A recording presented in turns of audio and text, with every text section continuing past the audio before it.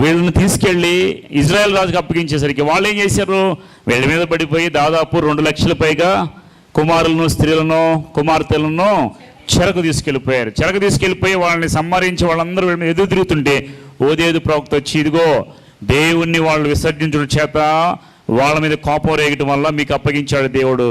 ఇదే అదును తీసుకుని మీరు చేశారు కాబట్టి మీరు చెరకొట్టిన పనిని విడిచిపెట్టండి, లేదంటే దేవుడు మీ పక్షం కూడా న్యాయం తీరుస్తాడు, జాగ్రత్త అని చెప్పి వాళ్ళకి ఏం చేసిండ దేవుడు. ప్రవక్త వచ్చి వాళ్ళకి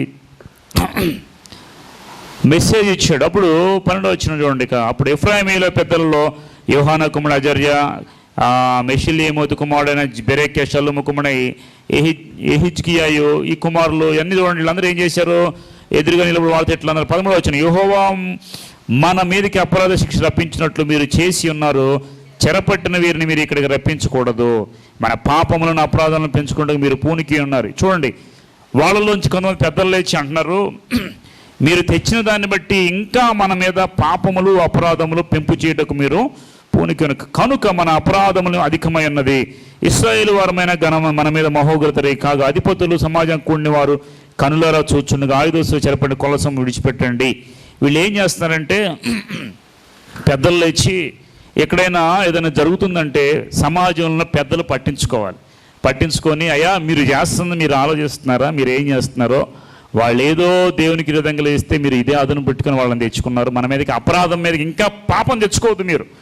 పెద్దలైన వారు లేచి చెప్పారు. దీన్ని బట్టి మనం ఏం అర్థం చేసుకోవాలంటే, కుటుంబాల్లో కానీ మన సమాజంలో కానీ సంఘంలో కానీ ఎక్కడైనా కానీ పెద్దలైన వారు దృష్టించి ఏం జరుగుతుందో గమనించుకొని తప్పు జరగనీయకుండా వారిని వారించాలి, సరిచేయాలి. ఇప్పుడు బైబిల్ గ్రంథంలో ఒక మాట ఉంది కదా, సమాధానపరచువారు ధన్యులు. వారందరూ ఎలాంటి వారంట, దేవుని కుమారులను పడతారు. సమాధానపరచాలి. ఏదైనా గొడవ అయిందనుకోండి, ఇటు చేరి కొన్ని మాటలు చెప్తారు చాలామంది. ఇది చాలా తప్పు.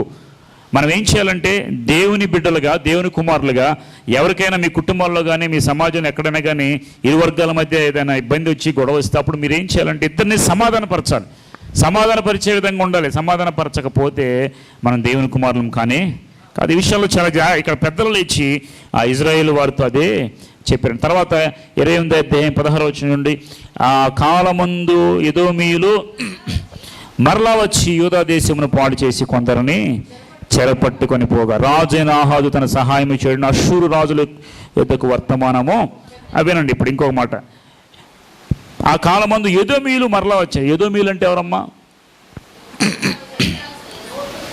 ఎదోమీయులు అంటే ఎవరు? ఎదోమీయులు ఏశావు యొక్క ఎర్రటి వరాళ్ళు, ఎదోమీయులు అంటారు వాళ్ళని. ఓకే, ఏశావు యొక్క, నేను ఒక విషయం చెప్పాను మీకు, అన్నదమ్ముల మధ్య గొడవ వినండి. అబ్రహాముకి ఎంతమంది కుమారులు? అబ్రహాముకి మొట్టమొదటి కుమారుడు ఎవరు? ఇష్మాయేలు. దేవుని వాగ్దానంతో పుట్టిన కుమారుడు ఎవరు? ఇస్సాకు. ఇప్పుడు ప్రపంచంలో తన్నుకులాడుతున్నారు యెరూషలేము ప్రాంతంలో, ఇది మా ప్రాంతం అంటే మాదని. వీళ్ళిద్దరు ఎవరు? అన్నదమ్ములే స్థలాల దగ్గర కొట్టుకులాడతారు, ఇళ్లలో స్థలాల దగ్గర కొట్టుకులాడేది అన్నదమ్ములే, కుటుంబంలో కొట్టుకులాడేది కూడా అన్నదమ్ములే, దేశం మీద కొట్టుకు తింటుంది కూడా అన్నదమ్ములే. ఈ అన్నదమ్ములైన వారే వివాదాలు పడుతుంది. ఇప్పుడు ఈ ఎదోమీయులు అంటే ఎవరు అనుకున్నామంటే ఏశావు యొక్క సంతానం. అబ్రహాము పుట్టిన ఇద్దరు కుమారులు కూడా తన్నుకుంటుంటే ఇప్పుడు యాకోబుకేనా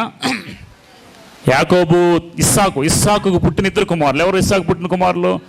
మొదటి కుమారుడు ఏశావు, రెండో కుమారుడు యాకోబు. ఇప్పుడు ఇస్సాకు నుండి వచ్చిన వాళ్ళలో చూడండి, ఇస్సాకు వాగ్దానం వల్ల పుట్టాడు. ఇప్పుడు ఇస్సాకు సంతానం అంతా అబ్రహాముకు వచ్చిన ఆశీర్వాదాలకు వారసులే. కానీ వాళ్ళలోంచి ఒకడు తప్పిపోయాడు. ఆయన ఎవరు? ఏశావు. తప్పిపోయి జ్యేష్ఠత్వం అమ్మేసుకోండి. ఇంకా ఆయనకి జ్యేష్ఠత్వం ఉందా? లేదు. లేకపోయినప్పటికీ ఈ జ్యేష్ఠత్వం అంతా వచ్చిన వారికి యాకోబు. ఈ యాకోబు నుండి వచ్చిన గోత్రాలు మొత్తం ఎన్ని? 12 మంది. ఈ 12 గోత్రాల్లో కూడా మళ్ళీ ఏమైపోయినాయి? 12 అటు 2 ఇటు 10.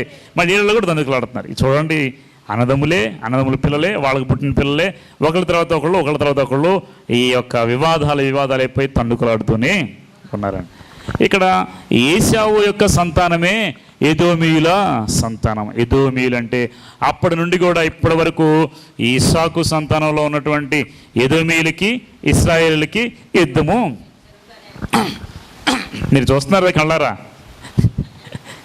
అవునా కదా? ఒకచోట ఉన్న అన్నదమ్ములేనండి, ఒక ఇంటి పేరటోళ్ళేనండి, ఒకచోట ఉన్నవాళ్ళేనండి, తన్నుకులాడదు మాకంటే మాకంటే ఏంటది నాకు అర్థం కాదు. ఇక్కడ బైబిల్లో ఇప్పుడు కాదు, గతంలో ఎప్పుడో బీసీ కాలంలోనే ఇట్లా తన్నుకు వచ్చారు. ఇప్పటికి కూడా అదే. అసలు ముందుకు వెళ్ళి ఆలోచిస్తే మొట్టమొదటి తమ్ముడు చంపింది ఎవరు చెప్పండి? కయ్యూను. మొట్టమొదటి పుట్టినవాడే. ఎక్కడ వచ్చింది దుష్టత్వము? ఫస్ట్ పుట్టినవాడే ఆదిలో ఆదామికి అవకి మొట్టమొదటి పుట్టినవాడే క్రూడైపోయాడు. ఎలాగ క్రూడైపోయాడు? దేవుని చేత సృష్టించబడి ఆదాము హవ్వలకి దేవుడు వివాహం చేసి వాళ్ళు పాపం చేసి బయటకు వచ్చేస్తే వచ్చిన తర్వాత పుట్టినాడుగా కయ్యూను పుట్టాడు. ఈ కయ్యూను పుడితే కయ్యూను ఏం చేశాడు? ఈ అసూయ పడ్డాడు. ఎవరి మీద? తమ్ముడైన హేబెల్. అసూయ అనేది ఇప్పుడు కాదు, ఆదిలోనే. ఎందుకు వచ్చింది అసూయ చెప్పండి?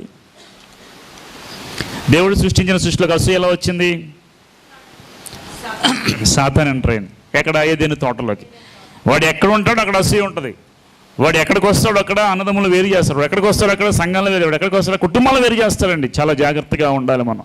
మన కుటుంబాల్లోకి ఎప్పుడైనా కానీ ఒక శాటన్ వచ్చి ఇది నిజమా అని మీకు ఎవరైనా చెప్పారనుకోండి, ఇదేంటి మీ తోడుకోళ్ళు ఇట్టుందిగా నిజమా అందనుకో, దెబ్బకి అయిపోయింది అంతే. ఇదేంటి మీ అన్న తమ్ముడు ఇలా ఉన్నాడు కదా నీకు వచ్చి ఏదో చెప్తారు, సమాధాన పరచకుండా పుల్లలు పెట్టే ఉంటారు చాలామంది. ఈ విషయాల్లో చాలా సాతాను ఎలా వస్తారంటే ఇది నిజమా, ఇది నిజమా, దేవుడు చెప్పాడు మీకు, ఈ పండు తింటే చచ్చిపోతారా? కాదు కాదు, మీ కళ్ళు తెరవబడతాయి, తినుజూడు ఒకసారి. మిమ్మల్ని పాపానికి ప్రేరేపించే విధంగా మాట్లాడేవాళ్లే సైతాను సంబంధం. ఏదో మీలు కూడా ఇప్పుడు ఎవరి సంతానం అంట? ఎవరి సంతానం? ఏదో మీలు సాతాను సంబంధులే. వీరందరూ ఏశావు యొక్క శపించబడిన వారి యొక్క వీళ్ళు వచ్చి యూదా వారి మీద మరలా వచ్చి దేశమును పాడు చేసి కొందరిని చెరపట్టుకొని పోగా రాజైన ఆహాజు తన సహాయము చేయుడని యెహోవాను వేడుకొనెను కదా. బైబిల్ చదువుతున్నారా? ఎటువంటి అంటున్నారు? బైబిల్ రాజులు ఏముంది బైబిల్ గ్రంథంలో? సహాయము చేయడని అష్షూరు రాజుల ఎదుకు వర్తమానము రాజును కోరుకున్నాడు. దేవుడైన యెహోవా రాజ్యం కింద పితరుడైన దావీదు తెలుసు అన్ని వీళ్ళకి కదా. దావీదు యుద్ధం చేయడానికి వచ్చినప్పుడు ఆ గొలియాతును ఎలాగ ఓడించాడు? విశ్వాసంతో ఓడించాడు. యుద్ధం యెహోవాది అన్నాడు. ఇలాంటి ముని మనవడైనటువంటి రాజు కష్టం రాగానే దేవా యెహోవా మాకు సహాయం వచ్చేయమని ప్రార్థన చేశాడా? చేయలేదు. ఇలా చేసిన వాళ్ళు ఒక రాజు పేరు చెప్పండి. చుట్టుముట్టారు, ఈయనే రాజు అనుకొని నేను చంపేద్దాం అనుకున్నారు. యెహోవా సహాయం వచ్చే యెహోషాపాతు కదా. యెహోషాపాతుని తెలివిగా ఇరికిద్దాం అనుకున్నాడు ఆహాబు రాజు. నువ్వు ఇతను చంపాలనుకున్నాడు, నువ్వు రాజులాగా వెళ్ళిపో, నేను మామూలు బట్టలాగా వస్తాను. నేను వెళ్ళిపోతే ఇతనే రాజు ఆహాబు అనుకొని సిరియా వాళ్ళు చంపడానికి విల్లు ఎక్కువ పెడితే అప్పుడు ప్రార్థన చేస్తాడు, యెహోవా మాకు సహాయము చేయి, నన్ను తప్పించు. వెంటనే తప్పించాడు. ఆపత్కాలం నీవు మొర పెడితే నీ మొర్ర విని దేవుడు ఏం చేస్తాడు? నీకు సహాయం. మీరు ఎప్పుడైనా ఆపత్కాలంలో మీరు ప్రార్థన చేశారా? ఆపత్కాలం అంటే ఏంటి? మన మీదకి ఊరు వచ్చినప్పుడు వచ్చేస్తే ప్రభువా దేవా సహాయం చేయని ఎప్పుడైనా ప్రార్థించారా? మీరు ప్రార్థన చేసి చూడండి, తప్పనిసరిగా సహాయం దొరుకుద్ది. ఆపత్కాలం నాకు మొరపెట్టు, నేను నీకు ఉత్తరం ఇచ్చేదాన్ని. దేవుడు మాట చెప్పాడంటే తప్పనిసరిగా చేస్తాడు. హృదయపూర్వకంగా ప్రార్థన చేయండి, దేవునికి మొరపెట్టుకోండి, దేవుడు మీకు సహాయం చేస్తాడు. ఈయన ఈ అష్షూరు రాజు దగ్గరికి వెళ్ళి నాకు సహాయం చేయమని వేడుకున్నాడండి. దేవుడిని యెహోవాను వేడుకున్నాడా? కష్టంలో కూడా దేవుడు గుర్తొచ్చాడా? రాలేదు. ఈరోజు మీకు కష్టం వచ్చినప్పుడు మీరు మనుషుల దగ్గరికి వెళ్ళిపోయి, బలం ఉన్న వాళ్ళ దగ్గరికి వెళ్ళిపోయి నాకు సహాయం చేయండి, బలం ఉన్న వాళ్ళ దగ్గరికి వెళ్ళి నా పక్షాన పోరాడండి, నా పక్షాన నిలబడండి అని మనుషులు చెప్పుకోవద్దు. నీ దేవుడైన యెహోవా సైన్యములకైనా అధిపతి, సైన్యములకు అధిపతి అయిన యెహోవా దేవుడు. నీ ఒక్క మారు మొరపెడితే దేవుడు తన సైన్యాన్ని పంపిస్తాడు. ఆశారాజు మొరపెట్టాడు, ప్రభు ఇంతల సమూహాన్ని నేను ఎలాగ జయించగలను ప్రభు అని ఆశారాజు మొరపెడితే దేవుడు ఏం చేసేటప్పుడు వాళ్ళలోంచి వాళ్ళకి కనుమొప్పు కలుగజేసి వాళ్ళే కత్తులతో పొడుచుకున్నట్టు చేశాడు. మహాసైన్యం వచ్చారండి వాళ్ళు. వీళ్ళ దగ్గర 1,00,000 మంది ఉన్నారు, వాళ్ళ దగ్గర 4 లక్షలు ఉన్నారు. ఒకళ్ళని చంపేయచ్చు వీళ్ళ దగ్గరకు వచ్చి. కానీ ఆయన సహాయం చేయమని ఆశారాజు దేవునికి మొరపెడితే వాళ్ళే వచ్చి ఒకరినొకరు చంపుకొని వారే యుద్ధం చేసుకుని వెళ్ళిపోయారండి. దేవుడు ఆశ్చర్యంగా సహాయం చేస్తాడు. వాళ్ళందరూ యుద్ధం చేయడానికి వస్తే ఆశ్చర్యకండి ముందు ఒక మ్యూజిక్ టీం పెట్టాడు. మ్యూజిక్ టీం పెట్టి వీరందరూ దేవుని స్తుతించండి అన్నాడు. వాళ్ళందరూ దేవుని స్తుతిస్తూ ఉంటే వాళ్ళే పొడుచుకుంటున్నారండి. ఆశ్చర్యంగా దేవుని యొక్క సహాయం ఆ రాజు మీదకి వచ్చింది. ఈరోజు నీకు పరిస్థితి, నీకు ముందు సైన్యము, ముందు ఎర్ర సముద్రం వెనక సైన్యం ఉన్నారు. తప్పించుకునే పరిస్థితి లేదు, ఎటు వెళ్ళాలో తెలియదు, ఎటు పోవాలో తెలియదు, మధ్య ఇరుక్కుపోయి. ఇప్పుడు నువ్వేం చేయాలి? మనుషులు సహాయం కోరుకోవద్దు. ఎవరైతే బలంగా ఉన్నాడో వాడు నాకు సహాయం చేయమని అడగొద్దు. ఆపత్కాలాన యెహోవాకు మొరపెట్టండి, వెంటనే దేవుడు నీ మొర్ర ఆలకించి నీకు ఆశ్చర్యంగా సహాయము పంపిస్తాడు. మరి ఇజ్రాయేల్ను దేవుడు విడిపించలేదా? ఇజ్రాయేల్ విడిపించాడు లేదా? దేవునికి మొరపెడితే మోషే నాకెందుకు మొరపెడుతున్నావు, చేతి కర్ర తీసుకొని సముద్రం కొట్టన్నాడు. దేవుడు మార్గం చేశాడు. ఆపత్కాలమున నీవు మొరపెడితే దేవుడు నీకు తప్పనిసరిగా సహాయం చేయాలి. కాబట్టి నేను ఒకటే చెప్తున్నా, మనము దెబ్బ తగలగానే అమ్మ అంటాం. ఏదైనా ఆపద రాగానే దేవుడా అని ఒక్క దేవునికి అప్పగించుకోండి, దేవునికి మొరపెట్టుకోండి, దేవుణ్ణి అడగండి. ఖచ్చితంగా ఏ స్థితిలో ఉన్న దేవా నాకు సహాయం చేయని ఒకటే మాట. కరోనా వచ్చినప్పుడు చాలామంది చనిపోయారు కదా. చనిపోతే నాకు బాగా ఆయాసం వచ్చేసి చచ్చిపోయే స్థితికి వచ్చా. ఒకటే దేవా నన్ను కాపాడు ప్రభు అని పెద్దగా మొరపెట్టానండి. నేను మొరపెడితే దేవుని వాక్యం తీస్తే అప్పుడు నాకు దేవుడి వాక్యం నీ ప్రాణము నీవు దక్కించుకుంటావు అని చెప్పి దేవుడు నాకు వాక్యం ద్వారా మాట్లాడు. నేను ఆపత్కాలంలో మొరపెట్టే దేవునికి అనుకోని సహాయం వచ్చింది. మీ కష్ట సమయంలో మనుషుల వైపు చూడొద్దు కానీ దేవుని వైపు చూడండి, దేవునికి మొరపెట్టండి. ఖచ్చితంగా ఏ సమస్య వచ్చినా మనం చెప్పుకునే వాక్యాలన్నీ మీరు గుర్తుపెట్టుకోండి. ఏ సమస్య వచ్చినా మోకాళ్ళు వేయండి, ప్రార్థన చేయండి, ప్రభు వైపు చూడండి. ఆసారాజు ప్రార్థన చేసి యెహోషాపాతు ప్రార్థన చేశాడు. ఇక్కడ ఇతను మాత్రం దేవుణ్ణి అడగలేదు. ఈయన ఏం చేశాడంట, అష్షూరు రాజును ఆశ్రయించాడు. తర్వాత చూడండి 18వ వచనం, ఫిలిస్తీన్లు పెషాలా ప్రదేశం పట్ల మీదకి యూదా దేశం దక్షిణ దిప్పున పట్ల మీద పడి బెత్షెమెను, అయ్యోలోను, గెదెరోను, సోకోను దాని గ్రామములను, ఈ గ్రామములన్నీ చూసుకున్న తర్వాత అక్కడ ఆక్రమించుకొని అక్కడ కాపురం ఉండి ఆహాజు యూదా దేశంలో దిగంబరిగా చేసి యెహోవాకు, ఎన్నో వచనంలో చూడండి 19వ వచనంలో, ఆహాజు యూదా దేశమును ఏం చేశాడు, దిగంబరిగా చేసి యెహోవాకు ద్రోహము చేసి ఉండెను. ఏం చేశాడు? ఎవరికి ద్రోహం చేస్తాడండి?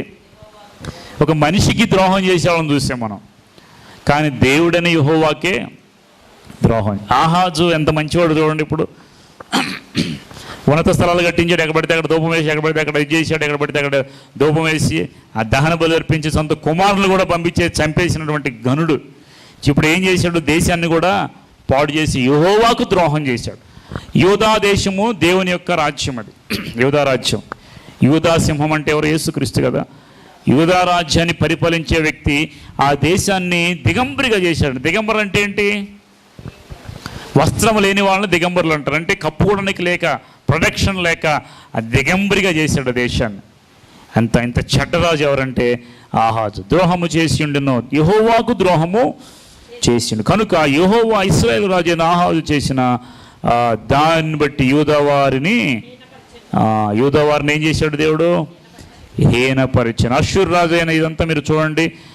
మరి 21వ వచనం కూడా ఒకసారి 21వ వచనం, మందిరములో ఆహాజు భాగములు ఏర్పరిచి యెహోవా మందిరం నుంచి ఒక భాగమును, రాజనగరంలో ఒక భాగమును, అధిపతుల ఎదురు ఒక భాగమును తీసి అష్షూరు రాజునకు ఇచ్చిన కానీ అతను సహాయము చేయలేదు.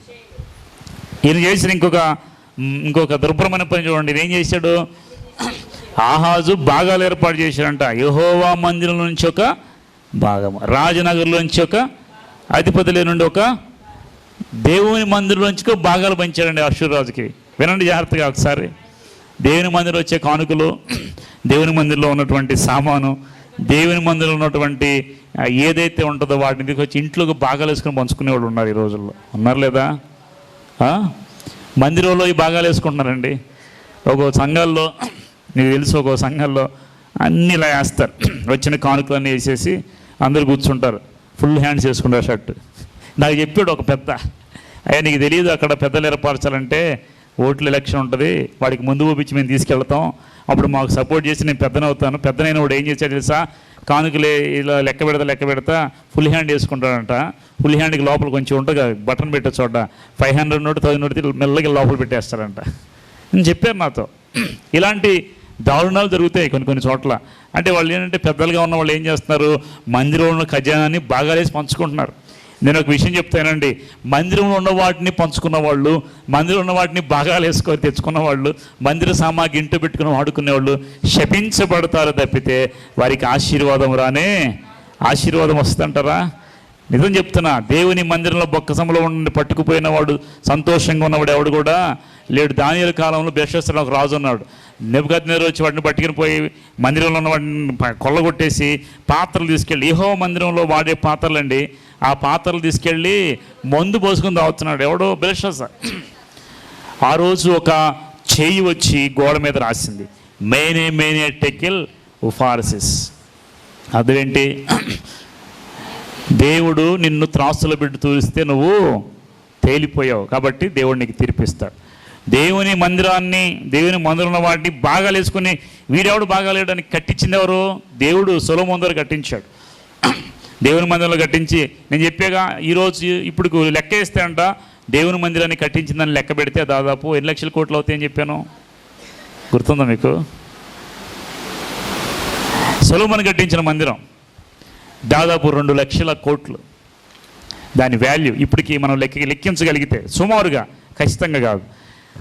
అలాంటి మందిరంలో ఉన్నటువంటి ధనాన్ని అది కూడా భాగం వేసి అష్షూరు రాజుకి, వీడికి దేవుడు అంటే భయం లేదు అసలు. ఆహాజు రాజుకి దేవుడు అంటే లెక్కలే, ద్రోహం చేశాడు. ఆ దేవుని మందిరంలో చెప్పబోతే నాకెందుకు, దేవుని కానుకలు నేను వాడుకుంటే ఎవరేం అడుగుతారు అనుకొని చాలామంది ఈ విధంగా వాడుకునే వాళ్ళు లేరంటారు మన మధ్యలో. దేవుని పాత్రలు, దేవుని యొక్క మందిరంలో ఖజానా, దేవుని మందిరంలో డబ్బు, పెద్దలుగా ఉన్నవాళ్ళు లెక్క చెప్తారు దేవునికి. కాబట్టి ఈ విధంగా భాగం వేసి అష్షూరు రాజుకి ఇచ్చాడంట. మరి పాప అష్షూరు రాజుని ఆశ్రయించాడు కదా నాకు సహాయం చేయమని. ఏమైనా చేశాడా? చివరి చూడండి, 21వ వచనం చివరిలో భాగం తీసి అష్షూరు రాజుకి ఇచ్చాను కానీ అతడు అతనికి సహాయము తీసుకున్నాడు కానీ సహాయం మాత్రం, అంటే మనుషులను నమ్ముకుంటా రాజులు నమ్ముకుంటారు, రాజులు నమ్ముకున్నట మేలు. కాబట్టి మనుషులు నమ్ముటలో ఉపయోగం ఉందంటారా? రాజులు నమ్ముకుంటే యెహోవాను ఆశ్రయించుట మేలు. 22 ఆపత్కాలమందు అతడు యెహోవా దృష్టికి మరీ అధికముగా అతిక్రమములు జరిగించెను, అట్లు చేసిన వాడు ఈ ఆహాజు రాజే. అంతకుముందు ఆహాబు గురించి ఏం చెప్పుకున్నాం గుర్తుందా మీకు? ముందుగానే వెనక్గానే ఉన్న రాజుల్లో వీడిని మించిన రాజు లేడు అని చదువుకున్నాం. ఎవరి గురించి? ఆహాబు రాజు గురించి. ఇప్పుడు ఇక్కడ చూస్తే ఉంది, ఆపత్కాలములో యెహోవా దృష్టికి మరీ అధికంగా అతిక్రమములు చేసిన రాజు ఆహాజు రాజు. ఆపత్కాలంలో ఉన్న దేవుని దగ్గరికి వస్తారు కొంతమంది. ఏమన్నా ఇప్పుడు అటు తిరిగి కష్టంగా ఉన్నప్పుడు ఇక దేవుడి దిక్కన వచ్చిన వాళ్ళు ఎప్పుడు దేవుని దగ్గర రాకపోయినా ఆపత్కాలం దేవుని దగ్గరికి వచ్చి మొరపెట్టిన వాళ్ళు ఉన్నారు కొంతమంది. కానీ ఆపత్కాలంలో దేవుని ఆశ్రయించకపోగా అష్షూరు రాజును ఆశ్రయించి మందిరంలో భాగాన్ని పంచిపెట్టి, మరి ఆపత్కాలంలో ఇంకా క్రూరంగా తప్పుడు పని చేసిన వాడు ఎవడంటే ఆహాజు రాజు. కాబట్టి మీకు దేవుడు సమయం ఇస్తాడు. మొదటి సమయం బాగానే ఉంటాం, దేవుని తెలుసుకో. ఆపత్కాలం వస్తుంది, అప్పుడు దేవుని తెలుసుకో, దేవుని మీద ఆధారం. మరి ఒక ఆపత్కాలం వస్తుంది, అప్పుడు కూడా దేవుని మీద ఆధారపడిపోతే దేవునికి వ్యతిరేకంగా చేస్తే ఇంకా వాడికి ఉన్న శిక్ష చూడండి ఎంత భయంకరమైందో. దేవుడు రాజులైనా దేవుని ఎరిగిన వారైనా శిక్షించేవాడు వాళ్ళందరినీ. ఈయన మరీ అధికంగా ఏం చేశాడంట? అతిక్రమములు జరిగించాడు. అట్లు చేసిన వాడు ఈ ఆహాజు రాజు. 23వ వచనం చూద్దాం ఒకసారి. ఎట్లనగా సిరియా రాజుల దేవతలు వారికి సహాయము చేయుచున్న గనుక వాటి సహాయము నాకును కలుగునట్లు నేను వాటికి బలులు అర్పించదని అనుకొని తను ఓడించే దమస్కు వారి దేవతలకు బలులు అర్పించను. వీడు మరి ఇంకా దారుణం అయిపోతున్నాడు. ఇప్పుడైనా దేవుని తెలుసుకున్నాడు, దేవుని దగ్గరికి వచ్చాడా? ఆయన ఏం చేశాడు చూడండి, సిరియా రాజుల దేవతలు వారికి సహాయం చేయించినవంట. సిరియా రాజుల దేవతలు వారికి, ఎవరికి? సిరియా వాళ్ళకి సహాయము చేయుచున్న కనుక వాటి సహాయము నాకును. నేను ఒకటి చెప్తానండి, వీడి వెనక్కి ఉన్నది ఎవరు? జీవము కలిగిన దేవుడు, రోషం కలిగిన దేవుడు యెహోవా. ఈ దేవుడిని మర్చిపోయి ఎవరో దేవతలు వాళ్ళకి సహాయం చేస్తున్నారు. కాబట్టి నేను కూడా వాళ్ళ దగ్గరికి వెళ్ళిపోయి బలులు అర్పిస్తే నాకు కూడా ఆ దేవతలు సహాయం చేస్తారు అని ఇశ్రాయేల్ వారికి చూడండి. తర్వాత బలులు అర్పించను కానీ తను ఓడించిన దమస్కు వారి దేవతలకు బలులు అర్పించను, అయితే అవి అతని ఇశ్రాయేల్ వారికి నష్టమునకే హేతువులైపోయాయి. చూడండి, ఎక్కడో ఏదో జరుగుతుంది, ఎక్కడో ఏదో ఆశీర్వాదం వస్తుందని నిజమైన దేవుని విడిచిపెట్టి వెళ్ళేవాళ్ళు ఉన్నారు లేదా? మీరు చెప్పండి. నిజమైన దేవుడిని విడిచిపెట్టి వేరే చోటకి వెళ్ళి ఎక్కడో ఏదో జరుగుతుందని ఆశ్రయించిన వాళ్ళు ఎంతమంది లేరు? నిజమైన దేవుడిని పక్కన పెట్టుకొని, ఇప్పుడు దావీదు యుద్ధంలోకి వెళ్ళాడంటే ఆయన ఏమన్నాడు? జీవము కలిగిన దేవుని ఎదిరించుటకు వీడు ఏ పాటి వాడు, సున్నత లేని ఫిలిస్తీయుడు అన్నాడు. అంటే సున్నత లేని వాళ్ళు, ఫిలిస్తీయులు వాళ్ళు ఆరాధించేటువంటి దేవతలకి బలము లేదని అతను తెలుసు. కాబట్టి వీడు ఏ పార్టీ వాడు అని జీవము గల దేవుని నామములో యుద్ధం చేస్తానని చెప్పేసి దావీదు వచ్చి యుద్ధము యెహోవాది అని ప్రకటించాడు. మరి దేవుడు ఎలాగిచ్చాడు యుద్ధంలో విజయము? అద్భుతంగా ఇచ్చాడు. చిన్న రాయి తీసుకొని యుద్ధానికి వస్తే మరి అంత పెద్ద గొలియాతు ఎక్కడ కూడా ఖాళీ లేదు, శిరస్త్రాణాలు ధరించుకున్నాడు, దట్టి ధరించుకున్నాడు, అన్ని ధరించుకున్నాడు. అన్ని ధరించుకున్నటువంటి ఆ రాజుని ఒక్క చిన్న రాయితో పడగొట్టాడు. అంటే దేవుడు అద్భుతంగా విజయం ఇచ్చేవాడు. 40 దినాలు వచ్చి గొడవ చేశాడంట ఫిలిస్తీన్లుగా. ఎవరైన పేరు గొలియాత్. దావీదు చూసి రోషం కలిగిన వాడే వెంటనే ఒక రాయితో పడగొట్టాడు. ఇంత అద్భుతం ఇచ్చేటువంటి దేవుడు ఇది తెలియదంట ఆహాజుకి. ముని మనవడే కదా దావీదుకి, చరిత్ర తెలియదు ఆయనకి. తెలిసినప్పటికీ దేవుని వైపు మాత్రం తిరగలేదు. వీళ్ళని ఎలా అంటే క్రూరమైన రాజులు అంటారు. అసలు భక్తి లేని రాజులు, భయం లేని రాజులు, దేవునికి లోబడిన రాజులు అనుకోవాలి వీళ్ళని. దావీదు అద్భుతంగా విజయం సాధిస్తే వీళ్ళు చూడండి అష్షూరు రాజు దగ్గరికి వెళ్ళిపోయాడు. అష్షూరు రాజు దగ్గరికి వెళ్ళి నాకు సహాయం చేయన్నాడు. సహాయం చేయమని చెప్పేసి ఆయనకి మందిరంలో ఒక భాగం ఇచ్చేశాడు. మందిరంలో ఉన్నదంతా రాసి ఇచ్చేసాడు, ఒక భాగం రాసి ఇచ్చాక సహాయం చేయాలి. ఇప్పుడు ఏమనుకోండి, సహాయం చేయలేక మరలా వీడి దగ్గరికి నేను వెళ్ళేది ఏంటి, నా దేవుడిని యెహోవా ఉన్నాడని ఇప్పటికి బుద్ధి వచ్చిందా? అలా మళ్ళీ అనుకున్నాడు, వీళ్ళ దేవతలు వీళ్ళకి సహాయం చేస్తున్నాయి కాబట్టి నేను మరలా బలు అర్పిస్తాను. మరలా దేవతలు సహాయం చేశాడు, సహాయం కోసం బలు అర్పించాడు. కానీ అక్కడ నుండి ఏది రాలేదు. కానీ ఇశ్రాయేలు వారికి నష్టమునకే హేతువులయ్యి అంటవి. ఈయన చేసినందువల్ల ఇశ్రాయేలు వాళ్ళకే నష్టం వచ్చేసింది. ఒక విషయం చెప్తానండి. ఫరో దగ్గరికి మోషే వచ్చాడు కదా. మోషే వచ్చి కర్ర లేగానే ఏమైనా పామైంది. ఇది చూసి వాళ్ళు నవ్వుకొని, పిచ్చోడు నువ్వే కాదు మేము కూడా చేస్తామని వాళ్ళు ఏం చేశారు, వాళ్ళ కర్రలు కూడా వేశారు. ఆ కర్రలు కూడా ఏమైపోయాయి అంటే లోకములో కొన్ని పవర్స్ ఉన్నాయి, శక్తులు, అవి సైతాను శక్తులు. అవి చూసి చాలామంది వీళ్ళ దగ్గర పవర్ ఉంది, వీళ్ళు నిజమైన ఇది కాబట్టి అక్కడికి వెళ్ళిపోయి చాలామంది ఉంటారు అక్కడ. కానీ మోషే వేసిన కర్ర పాము అయింది కదా, ఈ పాము ఆ 2 పాముల్ని మింగేసింది. ఇప్పుడు చెప్పండి, సుపీరియర్గా ఉన్న పవర్ ఎవరిది? మోషే కర్ర అంటే దేవుడు ఇచ్చిన శక్తే. అంటే లోకములో కొన్ని శక్తులు ఉన్నాయి, దేవుని శక్తులుగా ఉన్నాయి. కానీ వాటిని మించిన శక్తి దేవుని యొక్క శక్తి. లోకంలో శక్తులను చూసి నిజంగా వాళ్ళ దగ్గర అద్భుతాలు చేస్తాను, నేను వెళ్ళిపోతాను, మనం వెళ్ళిపోతే నిజమైన దేవుడిని విడిచిపెట్టినట్టే. ఈ పాము వచ్చి వాటన్నిటిని మింగే. అంటే దేవుని శక్తి ముందు ఏదైనా దిగదొడిపే. ఈ విషయం ఇప్పుడు కానీ తెలుసుకున్నాడా? వాళ్ళ దేవతలకు ఏం చేశాడు, మరలా పూజ చేసి బలిలు అర్పించాడండి. ఇప్పుడు 24 వచ్చిన చూడండి, ఆహాజు దేవుని మందిర ఉపకరణములు సమకూర్చి వాటిని తెగగొట్టించి యెహోవా తలుపులను మూసివేయించి యెరూషలేము మందిర బలిపీఠములో. ఇప్పటికీ ఇంకా క్రూరమైన కార్యం ఏం చేశాడు చెప్పండి, దేవుని మందిర ఉపకరణాలను సమకూర్చి వాడిని తెగొట్టించాడండి. ఉపకరణాలు అంటే మందిరంలో ఉన్నటువంటి కుర్చీలు, చైర్లు, తలుపులు ఇవన్నీ ఏవో ఉంటాయి కదా, బలిపీఠ సంబంధించినవి అన్నిటిని ఏం చేశాడు, తెగొట్టేశాడు. అన్నీ పగలగొట్టేసి యెహోవా మందిరపు తలుపులను మూసివేయించి యెరూషలేము అందంతటా బలిపీఠములు, మందిరాన్ని మూసేశాడు, బలిపీఠాలు కట్టాడు. ఏమంటారు ఇంకా, దారుణం మీద దారుణం, దారుణం మీద దారుణం. యెహోవాకి బహుగా కోపం పుట్టించేశాడు. ఈ విధంగా కట్టించిన తర్వాత తన పితరుల దేవుని యెహోవాకు కోపము. ఇప్పుడు 26 వచ్చిన, అతను చేసిన కార్యం గురించి, అతని చర్యాంతర గురించి యూదా ఇశ్రాయేలు రాజుల గ్రంథమందు వ్రాయబడి ఆహాజు తన పితరులతో కూడా నిద్రించి యెరూషలేము పట్టణం ముందు పాతి పెట్టబడిన. కానీ ఇశ్రాయేలు రాజుల సమాధులకు అతడు తేబడి, అతని కుమారుడైన హిజ్కియా అతని బదులుగా. చూడండి, వీడు చేసిన దౌర్భాగ్య స్థితిని బట్టి ఇజ్రాయేల్ రాజుల సమాధుల్లో ఆయన పెట్టలేదు. ఎలా ఉంటుందంటే, ఇప్పుడు సమాధులు కూడా రాజులు పెట్టేది వేరు, ప్రజలు పెట్టుకునే వేరు. రాజు సమాధుల్లో ఒక్కొక్కరిని పెట్టారు, ఒక్కొక్కరిని పెట్టట్లేదు. కానీ ఇతన్ని రాజు సమాధుల్లో పెట్టలేదు, ఎక్కడో మూలన పడేసి పాతి పెట్టేసి. అతనికి కుమారుడుకైనా ఆయన ఎవరు, హిజ్కియా. ఇంత చెడ్డ రాజుకి ఒక మంచి రాజు పుట్టాడు. ఎవరైనా ఇప్పుడు చెప్పండి, మంచివాళ్ళు చెడ్డవాళ్ళు పుట్టరా, చెడ్డవాళ్ళు మంచివాళ్ళు పుట్టరా? పుడతారు లేదా? ఖచ్చితంగా. తండ్రి చెడ్డవాడైతే కుమారుడు చెడ్డవాడైనా ఉన్నాడు, తండ్రి చెడ్డవాడైతే కుమారుడు మంచివాడైన వాడు కూడా ఉన్నాడు. ఇక్కడ ఏం జరిగిందంటే, తర్వాత హిజ్కియా గురించి చాలా బాగుంటుంది. మంచి రాజు, ఆ మంచి రాజు ఎవరంటే హిజ్కియా. మీకు తెలిసి హిజ్కియా గురించి తెలుసు కదా, మరణకరమైన రోగం వచ్చినప్పుడు దేవునికి ఆశ్రయించాడు. చూడండి, తండ్రి ఆశ్రయించలేదు కానీ దేవుని వెంటనే జవాబు పొందుకున్నాడు. దేవుడు మరలా ఆశ్రయించాడు. ఈ జ్ఞానం తండ్రికి లేకపోయింది. ఈ ఆహాజు గురించి మీకు అర్థమైందా? ఆహాజు ఏం చేశాడు, ఒక్కసారి ఒక్క నిమిషం చెప్పుకొని ముగించుకుంది. ఆహాజు ఏం చేశాడు చెప్పండి? 20 ఏళ్ళకే రాజు అయ్యాడు, 16 సంవత్సరాలు పరిపాలన చేశాడు. పరిపాలన చేసిన తర్వాత ఆయన ఏం చేశాడు, దావీదులాగా యెహోవా దృష్టికి యథార్థంగా ప్రవర్తించలేదు, దావీదు వలే ప్రవర్తించలేదు. ఎక్కడ పడితే అక్కడ కొండల మీద, దుర్గాల మీద బలిపీఠాలు కట్టించి, ధూపం వేసుకుంటూ బలిపీఠాలు కట్టించి దహన బలి అర్పిస్తూ సొంత పిల్లలను కూడా అగ్గిలో పడేసి దహన బలి అర్పించాడు. దుర్మార్గుడైన వాడండి.